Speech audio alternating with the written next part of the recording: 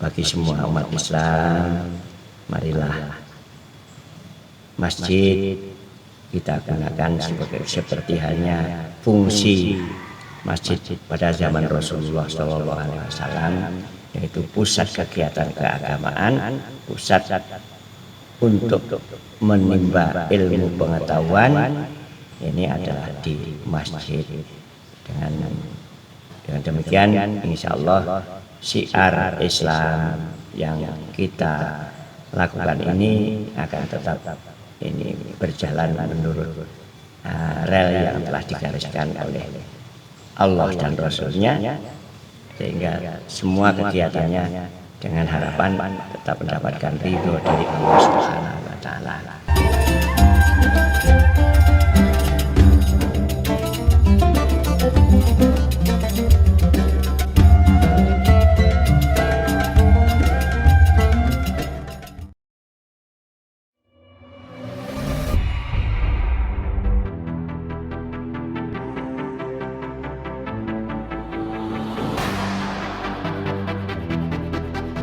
Menurut ceritanya yang sudah tahu itu, kalau hari Jumat ini ada kera putih itu naik turun ke caka ini, ke tiang ini.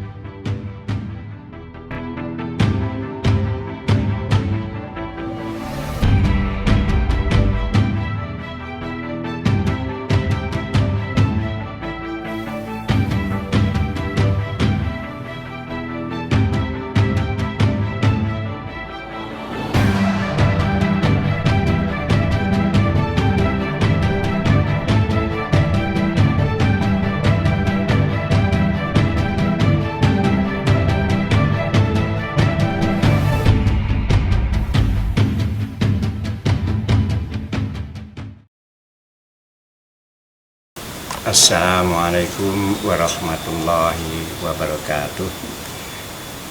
Alhamdulillah wa syukurillah wa la haula wa la quwata illa billah. Allahumma shalli wa sallim wa barik ala sayyidina Muhammad wa ala ali sayyidina Muhammad.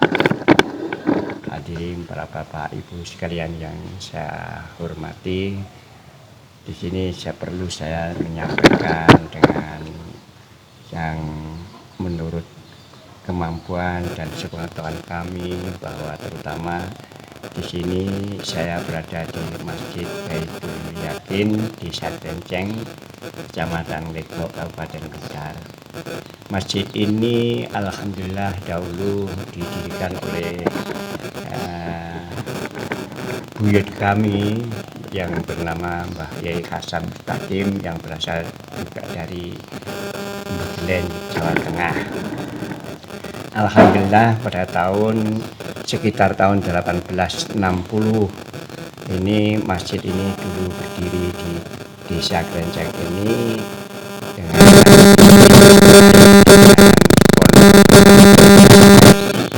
alhamdulillah pada waktu itu juga sudah banyak santri-santri yang belajar ngaji di pondoknya Mbah Yai Hasan Mustaqim itu. Alhamdulillah pondok ini ya dulu sampai pada Mbah Kiai Abdul Yakin itu konsisten berdiri dengan baik. Alhamdulillah juga masjidnya sampai sekarang juga masih peninggalan dari Mbah Yai Hasan Mustaqim ini masih bisa kami manfaatkan untuk kegiatan keagamaan, khususnya yang berada di Desa Krenceng ini. Para bapak dan ibu sekalian yang kami hormati, perlu diketahui bahwa alhamdulillah di Desa Krenceng ini memang cuma terdiri dari satu agama yang juga hanya beraliran satu aliran Nahdiyin. Jadi tidak ada satupun dari agama lain yang bertempat tinggal di Desa Krenceng ini. Ya mungkin alhamdulillah dengan perjuangan dari mbah-mbah kami dahulu, para pejuang dahulu itu untuk menegakkan Islam di sini ini, ya sampai sekarang alhamdulillah bisa berhasil dan bisa dinikmati oleh masyarakat sekitar ini. Yang perlu kita ketahui juga dari sejarah pendirian masjid ini, ketika dulu masih berada di daerah ya di Desa Krenceng sendiri yang bertempat tinggal yang berlokasi di daerah Ngledokan, sehingga dulu disebut dengan daerah Ngledok. Sebetulnya ya juga Krenceng, cuma yang daerahnya itu daerah paling rendah, nah itu disebut dengan Ngledok. Alhasil pada sekitar tahun 1870-an ini dipindahkan ke lokasi tempat yang sekarang berada, masjid yang berdiri sekarang ini. Kalau dulu berada di daerah selatan itu. Mulai saat itu sekitar 1870-an ini masjid dipindahkan di desa sini, di daerah sini, tempat ini disertai dengan pondok pesantrennya sekali. Dahulu juga banyak santri-santri yang berada dari terutama dari luar daerah Blitar, yang banyak dulu dari Begelen, dari Purworejo, dari Mataram. Ini juga ada yang belajar agama di sini. Yang sampai sekarang dari murid Mbah dulu ini juga banyak yang kemudian berumah tangga di Desa Krenceng ini. Ya, sampai sekarang juga alhamdulillah juga ikut serta mengangkat jariah daripada mbah-mbah yang pernah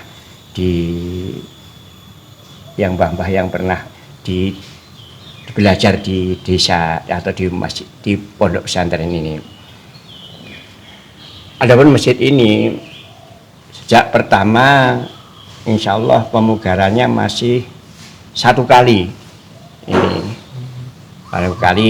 yaitu sebelah yang induk itu dibuka sekali, sampai sekarang masih tetap seperti dulu. Jadi kalau yang dulu itu ya agak kecil memang, pada masa itu ya masyarakatnya pun juga belum banyak seperti sekarang, sehingga ya dulu masjidnya agak kecil, tapi sekarang sudah diperbesar ya pada pemugaran yang pertama itu. Niku napa bangunan soko-sokone nggih asli? Soko-sokonya iya masih asli.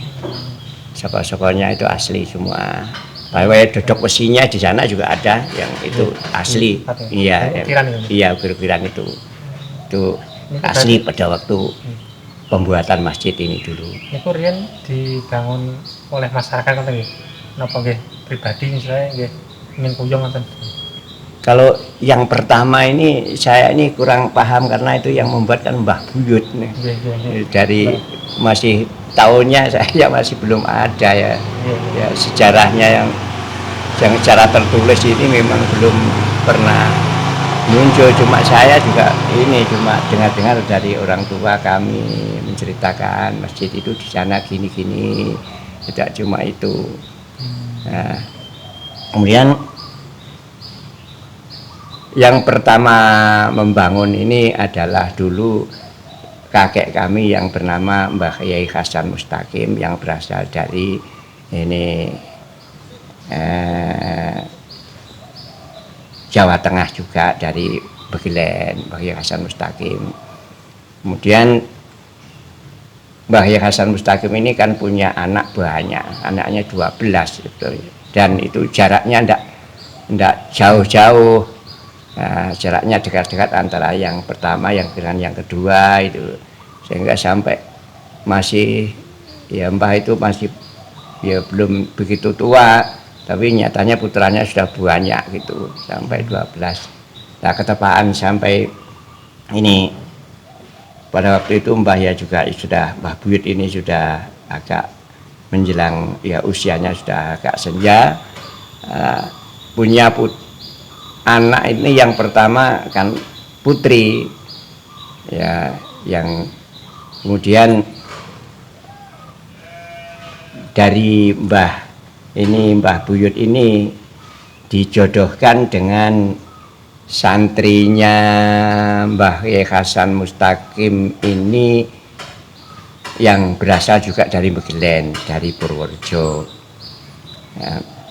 Nah, sampai sekarang itu anak yang pertama itulah yang putranya Mbah Kiai Hasan Mustaqim yang pertama itulah yang dijodohkan dengan mbah kami, Mbah Kiai Abdul Yakin, yang juga berasal dari Jawa Tengah, dari Begelen. Ini kok berarti perjalanan teng mriki niku babat teng mriki no kan saking Jawa Tengah to. Iya. Nah mriki ini tujuannya ini sinten napa nggih? Tujuannya ya kalau dilihat dari segi perjuangannya dari mbah-mbah kami dulu itu memang gini, Mbah Kiai Abdul Yakin ini putranya Mbah Yai Mbah Yudo Besari. Mbah Yudo Besari ini kan termasuk grupnya Hasan Besari. ya, Menurut yang jelas grupnya Diponegoro itu. Dan Mbah itu juga dulu pejuang dari sana. Kemudian ke sini ini ya seperti tugasnya para ulama-ulama pada masa dulu, ya tugasnya untuk berdakwah. Nah, memang di sini dulu memang ketika Mbah Kiai ini datang ke sini, saya mendapatkan cerita dari ayah kami, di sini masih hutan. Yang membabat ini Candi Penataran, sekitar Candi Penataran itu masih ayah dan mbah. Oleh karena itu selatannya Candi Penataran itu dulu tanah dari sini, dari keluarga sini, kemudian diberikan pada adiknya mbah ini yang berasal dari ini juga Kerenceng ini, diletakkan di sana. Itu masih hutan.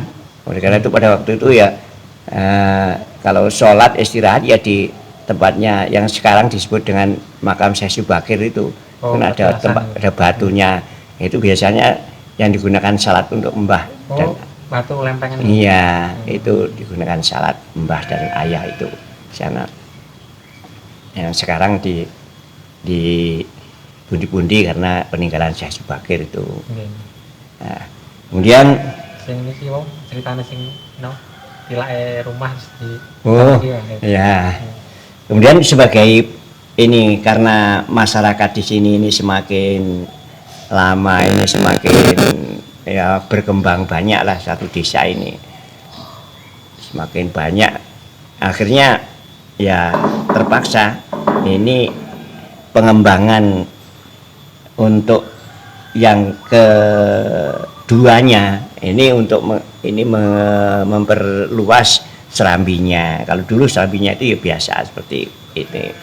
Kemudian karena pada waktu itu ada ketepaan, ada orang yang menjual ini rumah joglo ini yang berasal dari milik Mbah Hasan Muslim di desa Kerenceng sini.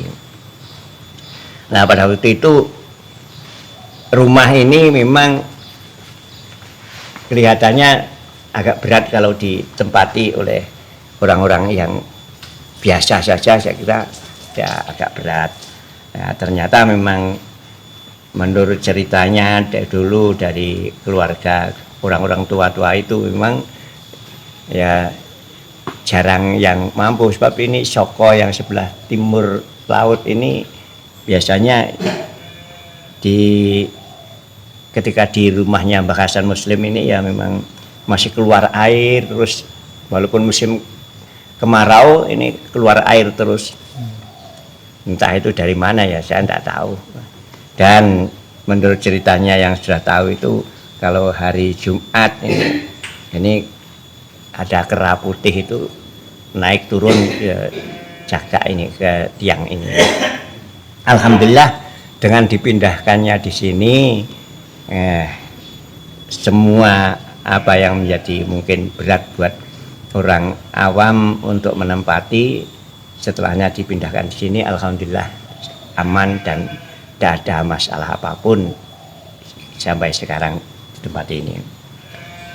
Kemudian seperti di desa ini karena dulu masjid yang termasuk dikatakan tertua ya, mungkin memang seperti itu, dikatakan agak tua ya, mungkin ya juga memang agak tua. Memang dulu di sini menjadi pusat kegiatan keagamaan, baik ini di daerah dulu banyak yang berasal dari desa Kemloko, Kuwut.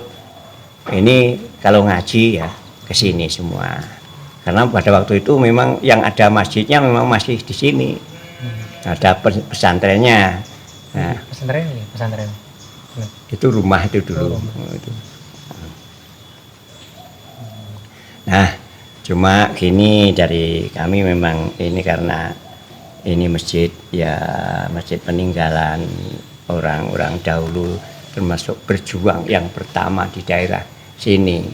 Ya memang alangkah baiknya kalau semua yang mengandung sejarah seperti ini ya perlu kita lestarikan dan kita abadikan. Tapi alhamdulillah sampai sekarang masjid ini penuh perhatian dari daerah kabupaten. Dari sini juga sering dibantu oleh kabupaten untuk pengembangan masjid ini. Berupa dana apa? Ya dana untuk ini, untuk membangun seperti ini, untuk pemugaran yang walaupun yang saya kecil-kecil itu sering mendapat bantuan dari daerah. Karena semuanya ya itu banyak yang mengandung sejarah. Yang selanjutnya juga pada waktu masjid ini sudah di sini ya, pada waktu pemberontakan peta itu dulu di sini kan pernah digunakan singgahnya Supriyadi beserta tentaranya, singgah di masjid ini untuk melawan penjajah dulu. Apa selain delik pun Ya di sini memang istirahat, ya, untuk istirahat mau menyerbu pada penjajah itu. Nah, pada waktu di sini tahu kapal udara ada di atas itu mau ditembak dilarang oleh Pak Desa ini. Jangan ditembak di sini, nanti desa sini letuh nanti gitu. Kalau nanti ditembak kan nanti penjajah kan mesti berontong senjata ke daerah sini kan hancur kan. Akhirnya enggak jadi. Paginya itu kemudian ke timur ke daerah Garum sana, daerah sana tentaranya itu Ustaz Supriyadi. Ini kisaran tahun berapa nih? Apa? Kisaran tahun pindah ini. Tahun 4 berapa ya? Itu peta itu pemberontakan peta itu. Itu Supriyadi pernah ke sini. Itu nah pada waktu itu kan ketahuan pemerintah masih penjajahan Jepang ya. Ketahuan bahwa Supriyadi dulu pernah singgah di sini. Akhirnya dicari tilak bekasnya itu apa benar di sini dulu pernah digunakan untuk singgahnya Supriyadi. Nah, dicari bukti-buktinya. Jadi ternyata memang benar ketepaan pada waktu itu ada selongsong peluru yang masih tertinggal di sini. Nah itu digunakan untuk bukti. Jadi ada selongsong pelurunya tentaranya Supriyadi yang tertinggal. Nah dengan adanya itu akhirnya ya, yang pertama dulu ayah yang akan diambil, akan dipegang itu, tapi ternyata alhamdulillah Allah tidak menghendaki. Ayah masih makan di dapur itu, masih di rumah itu masih makan di meja itu. Jepang itu tanya pada kakak saya yang pertama, ayah mau ada itu, ayah masih makan, tapi itu Jepangnya tidak tahu, tidak bisa melihat. Ya, akhirnya marah pulang langsung ambil Pak D itu yang dibawa oleh Jepang. Diculik itu langsung dibawa dibunuh dalam sudah itu. Nah, Supriyadi memang Supriyadi sulit untuk dipegang. Supriyadi ini bukan manusia biasa seperti kita ini. Karena gini, Supriyadi itu saya pernah diceritai oleh ayah saya pada waktu masih sekitar umur 7 tahunan. Ayah ini kan diajak mbah untuk pertemuan dengan bupati dan bupati Blitar itu kan biasanya bupati kalau dengan kiai kan juga dekat. Ya diajak musyawarah. Namanya sinten deh? Apanya? Bupati sinten? Itu ayahnya Supriyadi itu. Oh ayahnya bupati. Iya itu kan Supriyadi kan putranya bupati. Ya ayahnya Supriyadi itu. Kemudian tahu ayah saya ini bahwa Supriyadi ini masih kecil, masih ya sekitar umur berapa ya, 4 tahunan paling sudah bisa jalan, sudah bisa bicara itu. Ini delian dengan kakaknya perempuan itu. Kalau delian itu malah ini masuk dalam cingkir itu. Di cingkir mungkur itu digunakan untuk delik. Nah, bukan. Ya itu ayah tahu memang. Sejak kecil memang sudah itu mempunyai sikap seperti itu. Jadi kalau delik masuk ke dalam cingkir ya bisa, masuk ke dalam kendi ya bisa. Walaupun kecil. Itu memang ayah mengetahui itu sifatnya Supriyadi seperti itu. Lek sepengetahuan jenengan niku sakniki napa tasik sugeng Pak Supriyadi. Ya, dinyatakan meninggal ya tidak ada yang memberitakan kalau mati di mana, makamnya juga di mana kan tidak ada yang tahu. Ya kalau secara kehidupannya biasanya ya kiranya ya tidak bisa lah. Tapi ya dia itu sulit untuk dipegang. Nah, bahkan ayah pernah mengatakan Supriyadi nyekel Supriyadi cek penak nyekel tengu itu karena kan bisa menghilang, dan ilmunya ini memang sejak kecil bukan buatan, bukan berdasarkan dia belajar itu enggak, memang baru lahir sudah bisa seperti itu. Mungkin ya dari riadohnya orang tuanya.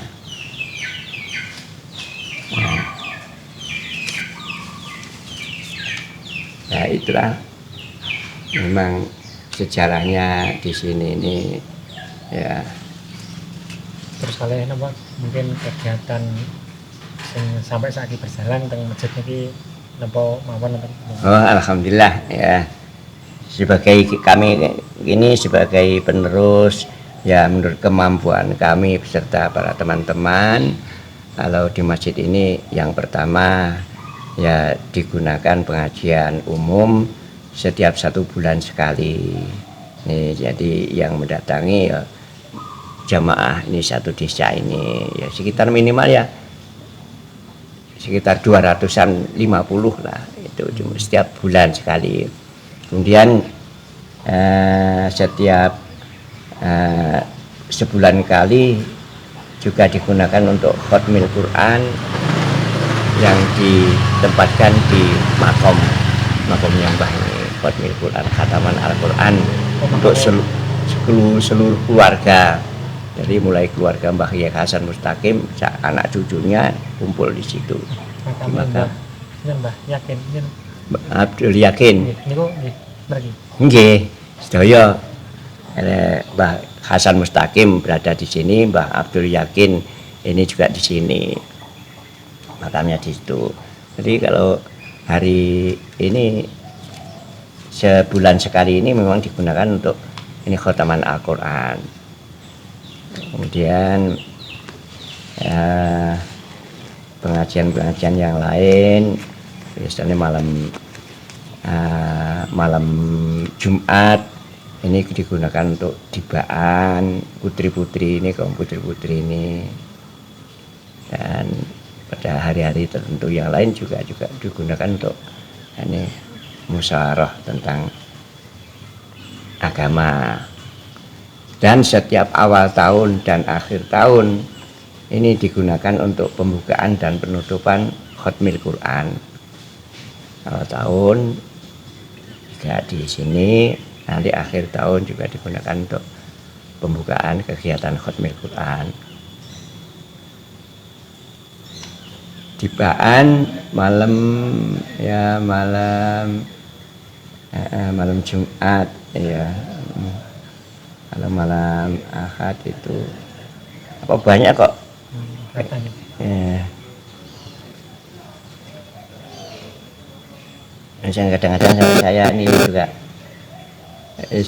kadang kegiatan terus atau prai ya, yang jelas itu. Kemudian kegiatan sholat jamaah ya biasa seperti biasanya, digunakan sholat jamaah tiap waktu ya. Alhamdulillah memang saya juga melatih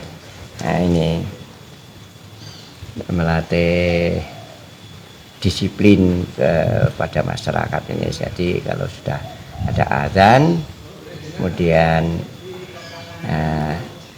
tunggu waktu mungkin sholat sunat cukup 2 rakaat, kemudian sudah naik. Jadi tidak begitu banyak lama-lama kita menunggu imam. Seperti itu. Alhamdulillah dengan adanya ini usaha kami dari warga Takmir ini untuk melestarikan baik wujud bangunan atau kegiatan yang bersifat non fisik ini, alhamdulillah bisa kami usahakan semampu kami, dan dengan harapan ini dari pihak kami sebagai warga Takmir ini mengharapkan marilah masjid terutama yang didirikan atas dasar iman dan takwa, dan waktunya juga dilaksanakan pertama masih awal, jadi masih belum ada campuran-campuran yang lain. Insya Allah kita beribadah di masjid yang masih kuno ini akan banyak membawa pengaruhnya pada jiwa kita untuk lebih takarub pada Allah Subhanahu wa Ta'ala. Dan dengan akhirnya ini sekali lagi kami mengharap bagi semua umat Islam, marilah masjid kita gunakan seperti halnya fungsi masjid pada zaman Rasulullah Shallallahu Alaihi Wasallam, yaitu pusat kegiatan keagamaan, pusat untuk menimba ilmu pengetahuan. Ini adalah di masjid. Dengan demikian, insya Allah syiar Islam yang kita lakukan ini akan tetap ini berjalan menurut rel yang telah digariskan oleh Allah dan Rasulnya, sehingga semua kegiatannya dengan harapan tetap mendapatkan ridho dari Allah Subhanahu wa Ta'ala. Demikian, sekali lagi mari kita manfaatkan masjid itu untuk beribadah, bukan hanya digunakan untuk mercusuar, tapi marilah kita fungsikan sebagai tempat ibadah untuk mendekatkan diri kepada Allah Subhanahu wa Ta'ala. Yang mudah-mudahan bermanfaat dari kami sampaikan.